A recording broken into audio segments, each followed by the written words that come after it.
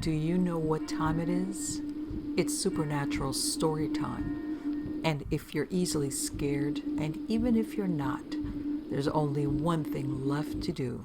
Just turn off the lights, because these are stories that you listen to only in the dark. Never Alone, Volume 3, Story 1. I'm quite a stereotypical skeptic in a lot of ways, but this incident always left me wondering. My first overseas holidays was to Vietnam. I went for 2 weeks, and I would later return and stay for a year. I loved the place. Anyway, on my first visit, I was about a week and a half into the trip when my tour guide, now a very good friend, offered for me and my friends to have dinner at his house. We agreed and we had an amazing meal that gave us real insight into Vietnamese life. His house was 3 rooms, a bedroom, living room, a laundry with a toilet, and a storage room. Now, an important detail is that this house only had one door. It was in his bedroom slash living room. The house had 3 windows, one in the bathroom and 2 in his living room.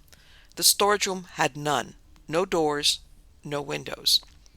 We had just finished dinner and we're talking when I hear very clear footsteps coming from his storage room. When I say clear, I mean so clear that there is no doubt whatsoever someone is in there. My friend and the owner of the house hear it too. He's kind of surprised, but he keeps his cool. He gets up and starts talking in Vietnamese. Hello? Who is that? The footsteps disappear. He walks in and we follow behind him. We were in central Hanoi, so I was worried it may have been an intruder. Anyway, we go into the room and there's no one. Nothing. It is then I am reminded that there are no entry or exit points in this room. To get into the storage room, you would have had to walk past us during the meal. So we discuss this and get a little concerned. We're all males, so eventually this discussion turns into macho nonsense and joking around. We continually chilling out and he goes on, he plays us his favorite records. Around this time we hear it again. And this time it is past the point of undeniable. It is so obvious and so damn clear we all spring up and get ready. The owner runs outside and gets his neighbors who were chilling in the street and they run in. So here we are, 3 Australians scared out of our minds along with about 5 Viets who look ready for war. We gather around the entrance to the storage room and the noises are still going on. Footsteps as if someone is jogging on the spot quite briskly, tap tap tap, over and over. The neighbors can't believe it as we whisper to them this is the second time it's happened. We count to 3 and run in. His cupboard door was wide open and the contents were on the floor. And nothing else. No animals, no people, nothing. We were all overwhelmed with fear. Even the neighbors who just joined us were bouncing around in shock. Every one of us knew something was in there, but now it was gone. So, we tore this tiny storage room apart. We checked the 2 cupboards, nothing. I checked the boxes in the room, nothing. We looked at the ceiling, nothing. There was nothing. This was a room no bigger than your average bathroom. No windows and no doors leading outside. If someone was in there, they would have literally had to squeeze past us to leave the house.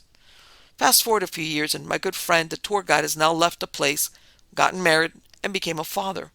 We occasionally talk about this and we still have no idea what happened. By far the strangest thing I have ever witnessed.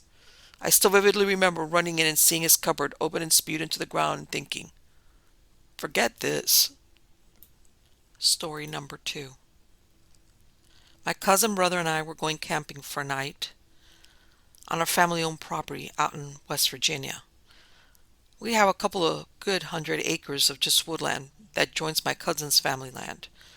This was about 6 or 7 years ago when we were all in high school. We weren't as experienced campers as we are now, but we weren't novices either. We grew up camping and hiking with our families. If I recall correctly, this was one of our first nights in the woods without any kind of older family members with us. We were about 15 at the time. We hiked to a good place in the middle of our property and began to set up our tent. We had a large 8-person tent with 2 rooms because we thought that would be cool. Yeah, we were young and dumb. Little did we know how hard it was to find a place to set up such a large tent in the woods. The size will come into play later on in the story. We then built a fire and gathered as much wood as we thought we would need through the night and finally kicked back and enjoyed the outdoors. The sun set on us pretty late that summer night, probably somewhere around 9. We told stories and enjoyed the night sky. Around midnight, we were sitting around the fire and I noticed eyes shine in the woods. Just 2 eyes gazing at us around the fire, not moving. I became uneasy, but assured myself it was probably a deer and tried to continue on with the conversation. After a bit, I told my cousin and brother that there were eyes behind them, and I could see them. We then let our thoughts wander and became frightened. I stroked the fire up and nice and large, and my cousin threw a rock in the direction of the eyes. It didn't run away, but slowly backed out as we could hear the slight cracking of leaves as it left. Since the eyes were gone, we quickly forgot about them and continued on.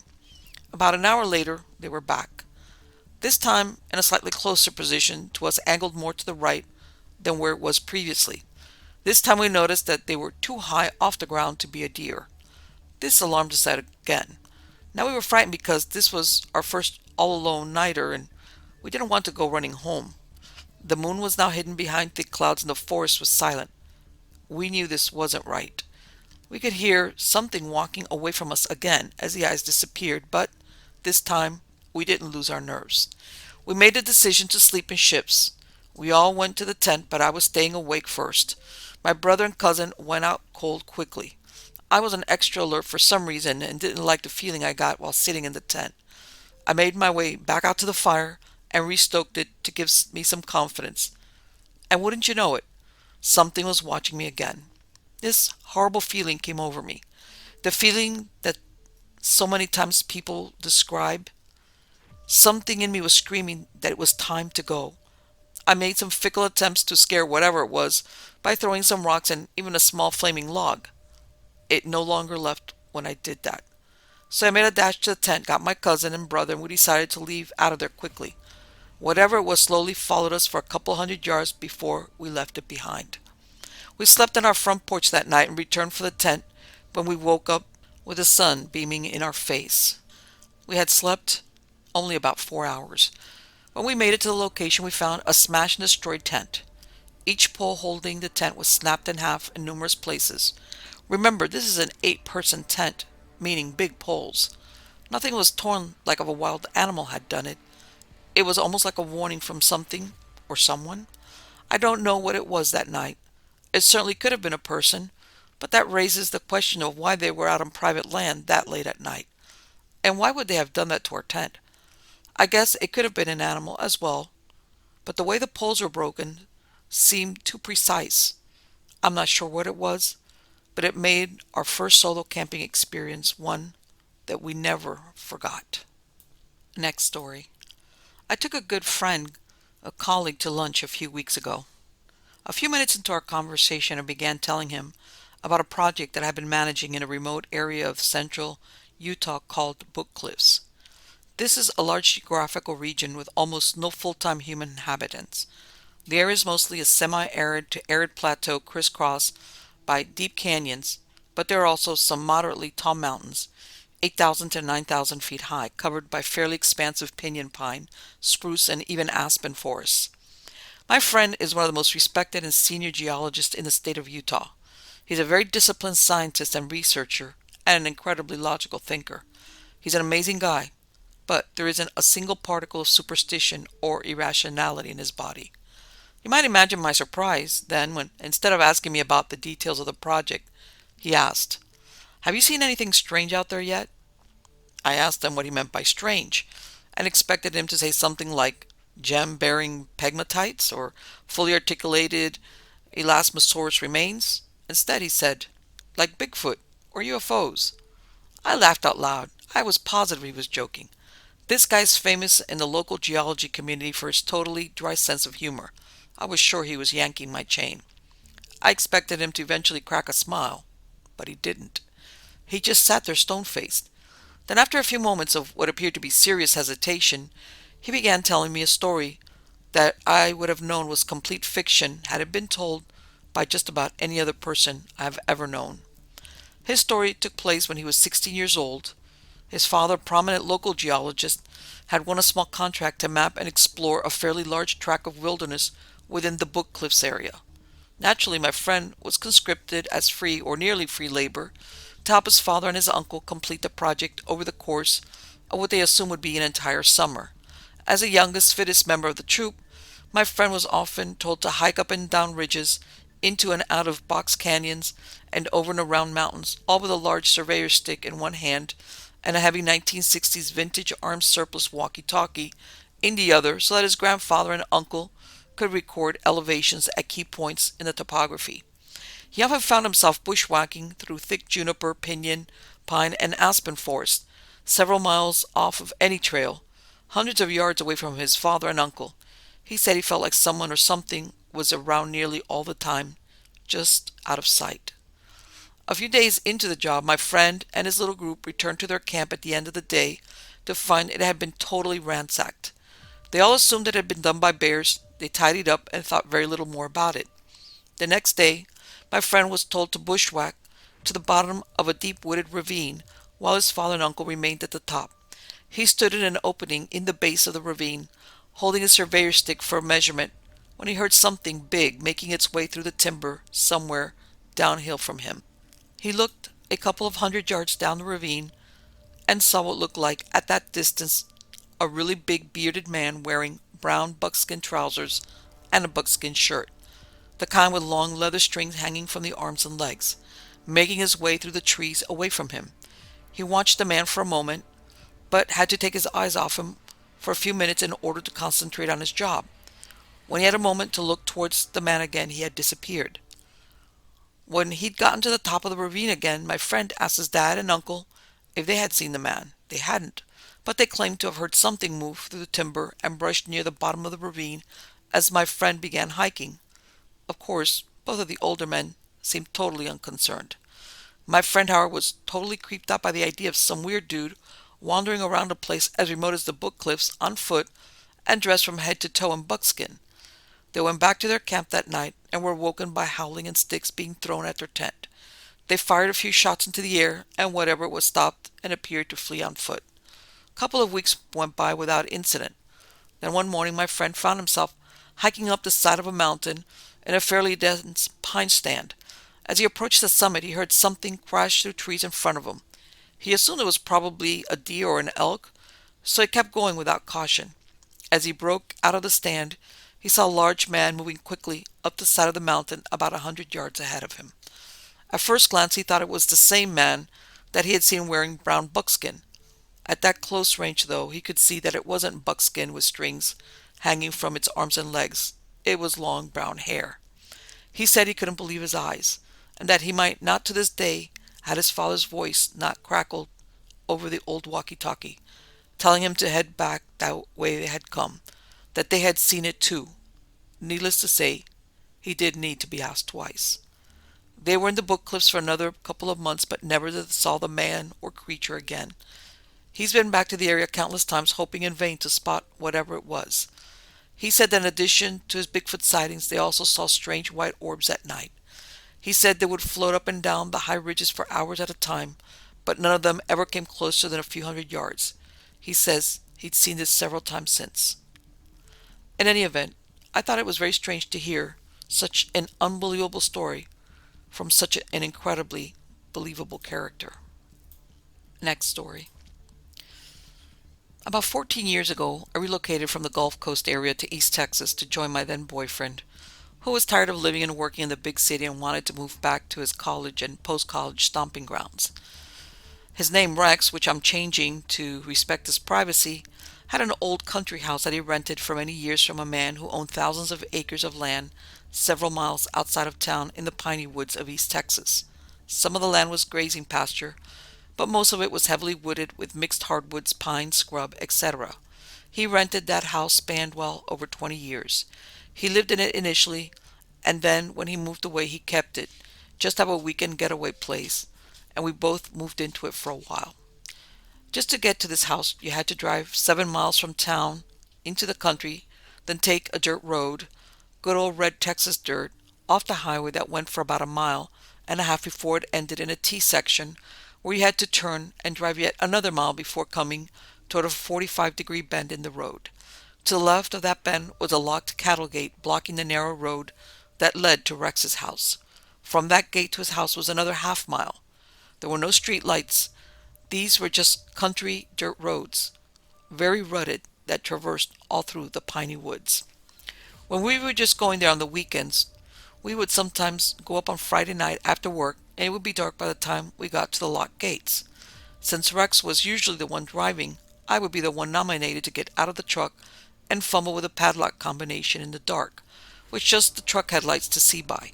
This was before the nifty clip-on LED lights, so it would have been very difficult to hold a regular flashlight in one hand while trying to fumble with the combination and pull the lock free from the chain that was wrapped through the gate and fence post with the other hand. I'll be honest, from the time we left the hard pavement of the highway and turned down the first road, my heart would start to beat faster and my palms would get damp. I never could explain why. I just hated those dark roads. So by the time we'd get to the gate, my heart was usually in my throat by then. There was somewhat of a ditch on either side of the gate, and tall, thick weeds filled up both sides. I always felt uneasy there, though I never saw anything. Once unlocked, Rex drove the truck through the gate, and I'd fumble in the light of the taillights to make sure that the chain was secure and the lock snapped tight. The man that owned all the land out there was adamant that the gate stayed locked at all times. We had one last half-mile stretch to get to the house, and once we got to the house and unloaded the car and I was safe inside, I'd feel that I could finally breathe. The house had a wood stove and Rex kept a pretty good supply of split logs and kindling on the covered front porch. On weekends, we would tidy up around the place, and one day, as I tidied up the woodpile and swept off the porch, a piece of old alligator gar skull, something Rex had found on one of his walks, had fallen far behind a 3-foot-high wood stack as I tied it up, and I just left it there rather than move all the wood again. One Saturday when we arrived at the house, that piece of bone was lying out on the porch. I thought it was odd, but just shrugged it off and thought an animal might have gone in the woodpile and dug it out. The skull was old and bleached out, and I'm not sure there was much edible interest in it, so I don't know about what a possum or any other animal would want with it. It did look like it had been carefully laid there as though someone had looked at it and then laid it down. There was not any fresh chip marks on it and no pieces missing. It was a possum or raccoon, if that was that. They must have been pretty strong to move all that wood. Sometime within the next few weeks or month after discovering the skull, our nearest neighbor in the country, another 3/4 of a mile further past our house, called Rex at his home in the city and said they noticed water running along down the length of the house and out into the road. They were on their way to work that morning and saw it, and said they had not noticed any water on the road the evening before when they came home from work. They stopped and investigated for us, knowing we were there on the weekends only at this point, and found the outside water faucet near the back of the house had been turned on. This was puzzling because Rex was very meticulous to turn the water off at the main before we leave to drive back home on Sundays. The main cutoff was set below the ground in a concrete housing at the front of the house and had a lid covering it.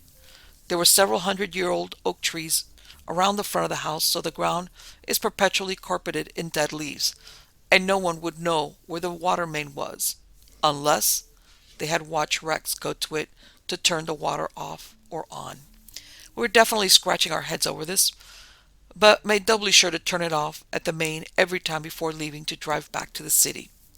Another afternoon, late on Sunday, before we headed home, we were sitting out back in the house in lawn chairs, just trying to enjoy what remained of our last hours of the weekend. Rex had fallen asleep in his chair, and I closed my eyes when I was enjoying the late afternoon sun. My reverie was interrupted by what sounded like a lion. The roar was very deep and throaty, just like you hear at the zoo or in a jungle movie on TV. I sat bolt upright and glanced over at Rex. He apparently had not heard it, and never blinked. It didn't sound extremely close, but like it was within 100, maybe 200 yards. It only sounded once, and it had a sort of reverberation to it. It reminded me of the sound the T-Rex made on Jurassic Park. I've heard cougars and bobcats before, and it didn't sound remotely like those.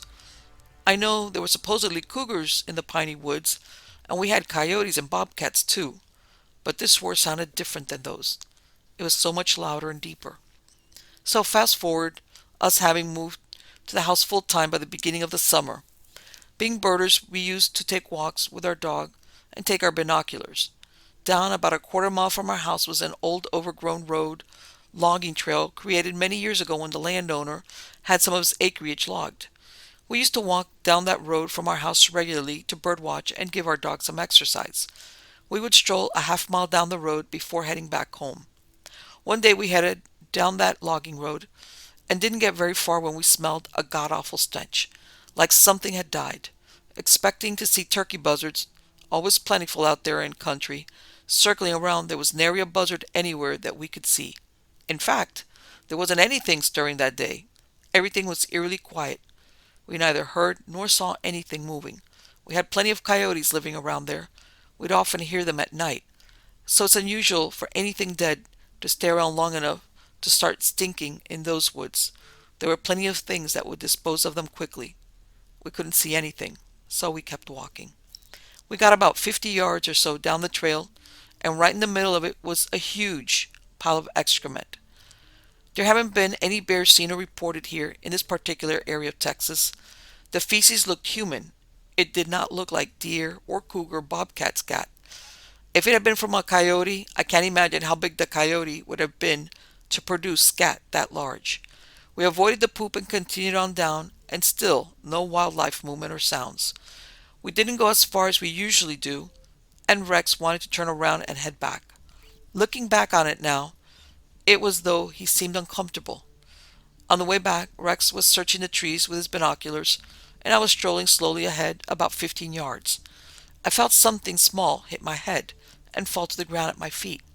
I looked down to see a pea-sized rock.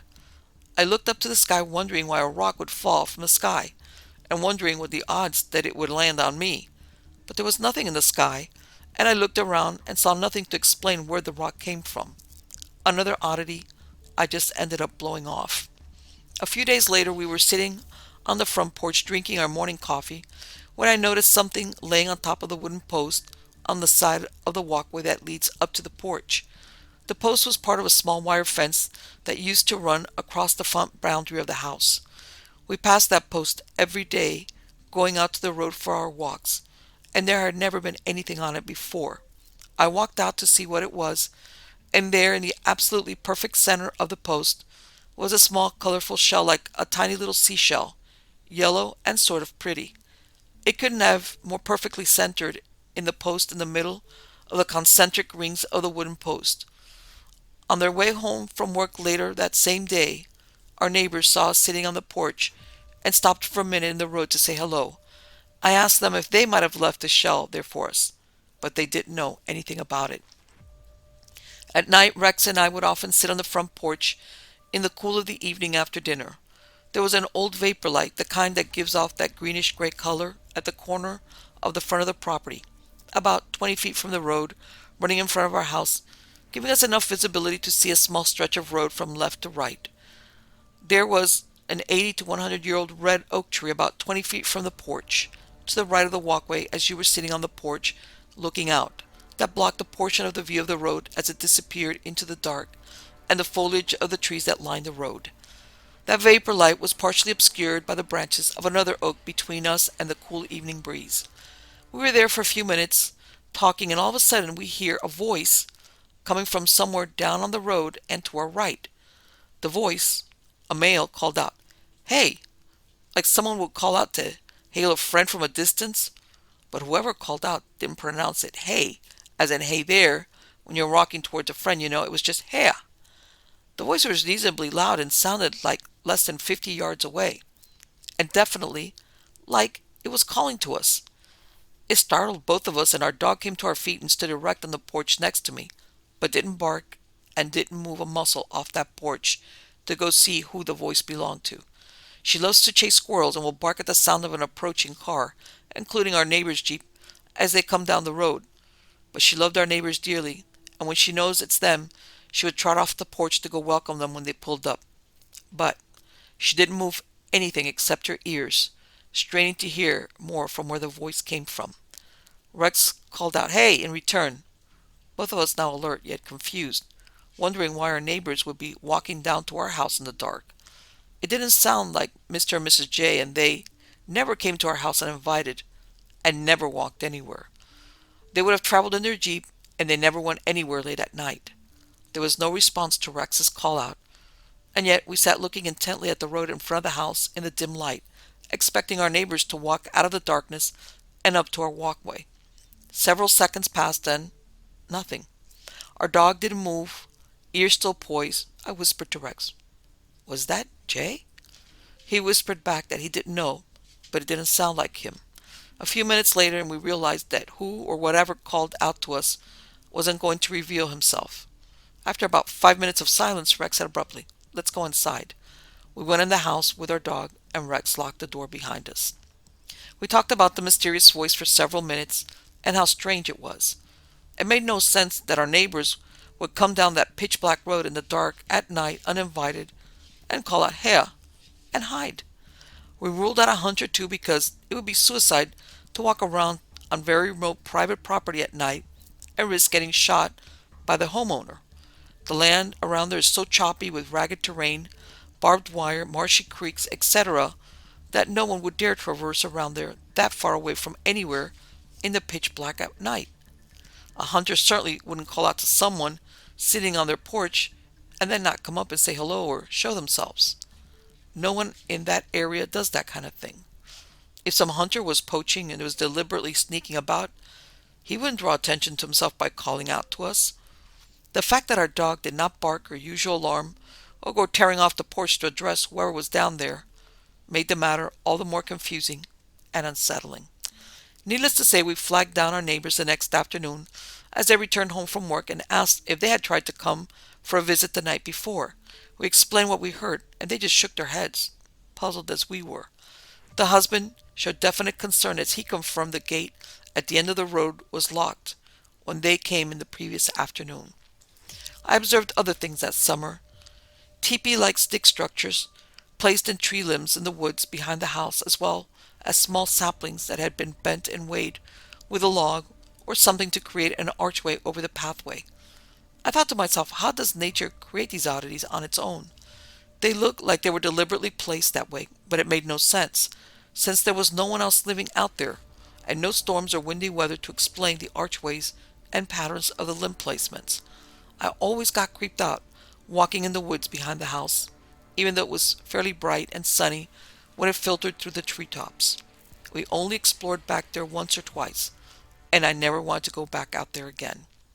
One night, a friend called and asked if they could come out to the house to look for owls. Rex and I walked with him down the road as he did owl calls, and then we would stop and listen. We had lots of owls living out there and heard them almost every night. We didn't get down the road too far, and I just got an overwhelming sense of dread and fear and told the guys I was going back to the house. They just laughed and tried to reassure me they were out there with me so I would be fine, but I just couldn't go any further and hurried back up the road until I could see the house in the vapor light, then sprinted all the way to the front porch. If you take these incidents one at a time, they are trivial, except for the voice. That was particularly troubling, and I tended to brush them off and didn't dwell on it. It wasn't until I moved back to the city and accidentally stumbled onto some websites that I began to wonder if all the incidents were related. I found many stories similar to mine about some of the things I saw and experienced that now make me wonder if we had a Bigfoot or perhaps a Bigfoot family living out there with us. Many years later now, I've spoken with Rex. We remained friends about some of the incidents and told him what I was beginning to conclude. He said he wouldn't be a bit surprised, as many of his college friends had weird experiences out there when they were all hanging out back in the college days. He said he just chalked some of it up to them smoking too much wacky tobacco, but something had definitely scared them a few times. He also told me about a scream or roar he heard one night while he was asleep in bed. He said it was so deep and so loud he'd never heard anything like it before or since. He said he thought later it might have been a cougar because he heard they could scream, but he said he could feel it and vibrate in his body all the way into the house. Even though all these events were seemingly unrelated and insignificant, they stuck in my mind all these years, and when I spoke with Rex recently, he clearly remembered each event too. Like something just wasn't quite right, but we couldn't put our finger on it. It wasn't until many years later that I accidentally tumbled across a Bigfoot informational website that described very similar oddities experienced by other people. Bigfoot was never even on my radar then. Rex has long moved out of the house, and the last we heard, the house was bulldozed over. The property is still private, and our neighbors moved out long ago. I wish I could go back and look around again, now that I understand what to be looking for. I suppose a person could have done the things I described, but they'd have to have really gone out of their way to get to our house way out there, and they had to know they ran a huge risk of getting shot for trespassing. Plus, why would they even bother doing some of those things? It just made no sense. Our neighbors were kind, decent people, and not ones to play tricks on us, and they always kept an eye out on our property when we weren't around. So, I guess I'll never know who or what it was. Next story. Many years ago, I worked as a bar manager for an English-style restaurant and pub. The restaurant was acclaimed and had originally been an old house that had been converted many years previous. The downstairs was a restaurant and the upstairs was a beautiful English pub. An apartment had been added to the top of the two-story house during the house-to-restaurant conversion. It was basically an efficiency-style location with a bedroom, living room, and kitchen all in one large area, and a bathroom. It also had a small laundry room at the opposite end. The owners used the apartment in the early days for their personal use, to have a place to entertain privately or retreat for a rest or a shower if needed, or even staying the night if the entertaining got out of hand. The laundry room had a washer, dryer, and an ironing board in the early days. Someone was employed to wash, dry, and iron all the table linens for the restaurant. The pub upstairs closed at 2 a.m. every night of the week.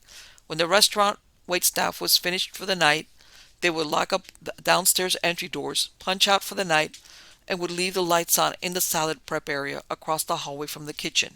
For safety precautions, the restaurant also contracted with off-duty city cops to patrol our parking lot and to be there in case anyone got out of hand at the bar.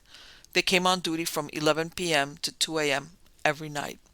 My first year working there, I began to hear from some of the employees of some ghostly goings-on about the place. Their experiences each sounded sincere and frightening in their telling, and several of them were still wigged out about what they saw or felt. The general consensus was that it was the owner's son who had committed suicide while up in the apartment by himself one evening. The owner and his wife had gone out with friends that evening, and they had even invited their son, then in his early 20s, to join them, but he declined. He apparently suffered with depression, and he hung himself up in the apartment while his parents were out. So, on to my experience. It was a slow Monday night, and all the staff and customers had left for the evening. And it was just me, the cop on duty, and one cocktail waitress who had already clocked out for the night but had stayed on to have a drink and flirt with a cop. They were sitting at the bar area while I was closing out the register for the night, and then I went downstairs to lock up the night's receipts and clock out, leaving the two sitting at the bar talking. I went out of the bar, down the hallway and down the stairs, put the receipts and the money in the safe, and then walked into the kitchen to punch out. The only lights on down there came from the salad prep area, which is across the hall from the kitchen, but the light was plenty sufficient to see around the kitchen area clearly. As I grabbed my time card from the rack on the wall, I suddenly felt all prickly and electric, and the hair on my arms and neck stood straight up. At that point, I was sliding the time card in, and I heard a person whistle just a few feet behind me. It was two tones, up, down, like you would say, uh-oh, but as a whistle. It was human, not machine. At that point, it took every fiber of my being to force myself to turn around slowly and confront whoever was behind me. There was no one there. It was completely empty. I surveyed the whole area. All the equipment was completely turned off for the night, and the only other exit door was at the end of the hallway. There was nowhere for someone to hide in there.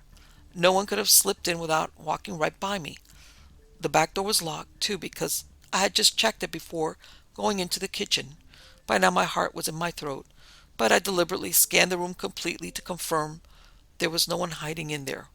Once I realized there was not, I still had to turn off the lights in the salad prep area before I could head back upstairs to the pub. I flicked the first switch off, and then I came to the second light switch and flipped that switch, knowing that now it would be dark behind me, and the only light left for me to see by was coming from the stairway a short distance away. By now, I had put my fear into overdrive, and when I got to the stairs, I was literally leaping, taking them two at a time, racing to the top. But I had one last light over the stairs to flick off as I sailed by, once I got to the top. Now, I was running, and by the time I rounded the corner into the barroom, both the cop and the waitress were still sitting at the bar and looked up in surprise at me clumping into the room. They took one look at my face. I must have been as pale as a sheet, and they both asked what was wrong. I started to jump all over them for somehow managing to play a practical joke on me, but I knew there was just no way they physically could have pulled that off in that short time and somehow got past me without me hearing or seeing either of them. There was only one way down and into that kitchen. They both looked alarmed and said they'd been sitting right there the whole time. When I explained what happened, it was the cop, who, as a big-ass gun in his holster, by the way, who jumped up obviously nervous and was ready to get the hell out of there. It's sort of funny now, but at the time it wasn't. We hurried down the pub stairs that came out on the breezeway that led into the parking lot. I locked the stairway door, unlocked the office to set the security alarm for the night, locked it up tight, and we all made a beeline out of the parking lot. I do not have a practical theory for who or what whistled at me that night, and I examined everything in the kitchen in detail the next day for a possible explanation. What was convincing me that this was the real deal was that weird static energy I felt just before the whistle came. When I told one of the other employees, who had some experiences of her own, what happened to me, she said she had a creepy feeling too about the kitchen. Next story. I once had a business partner who was perhaps the most level-headed, most no-nonsense person I've ever known. Not into the occult or the supernatural or any of that stuff. Never saw Bigfoot or any other kind of cryptid, just solid to the core. Once, and only once, he told me a story from his early teens when his father was a provost marshal for a large military base in the southeastern U.S. Particular interest to the story, the base included several locations in which nuclear weapons were stored. One early morning, say about 3 a.m., his father received a call, got up and dressed and left the house. Didn't come back to the house until early next morning. Next time he saw his father, he asked him what it was about because the base was business as usual the day, as best as he could tell. His father told him not to tell anybody, but there had been a UFO sighting over the base. A UFO in the sense that there was a flying object that they couldn't identify. The interesting part was that it flew over the base and hovered at each location where the nuclear weapons were stored for several minutes and then flew off. They apparently never could figure out what it was, and the fighter support scrambled from the local air base couldn't ever even get close enough to see what it was. Stories like that from people like that keep me open-minded. Next story. When I was 10 or 12 years old, we were stationed in Schofield Barracks on the island of Oahu. Almost every weekend we went to a beach on the North Shore for an afternoon of collecting shells, snorkeling, etc. There was a small lagoon surrounded by a coral reef with various small pools, and then about 100 yards out the deeper blue. I was not a great swimmer, but was okay with my snorkel. One day my older sister and I somehow got beyond the reef and were battling some pretty choppy waves. On top of this, my sister was planking me by hopping on and dunking me. Suddenly the mouthpiece separated, and I took in a huge gulp of water. I started panicking and thrashing about, but could not resurface. I was going down. Suddenly I felt some arms come around my waist and start lifting me. When I got to the surface, I was in the grasp of a big Hawaiian snorkeler, as also was my sister in the arms of another. I had not seen anyone else around us before then. They took us all the way back to shore. My dad had seen the whole thing happen from there and rushed down the beach to thank the men. They just carried us up out of the water and then, without saying a word, turned around and swam off. To this day, I'm convinced they were angels in human form. I've had several instances in my life where miraculous timing and interventions kept me from kicking the bucket early.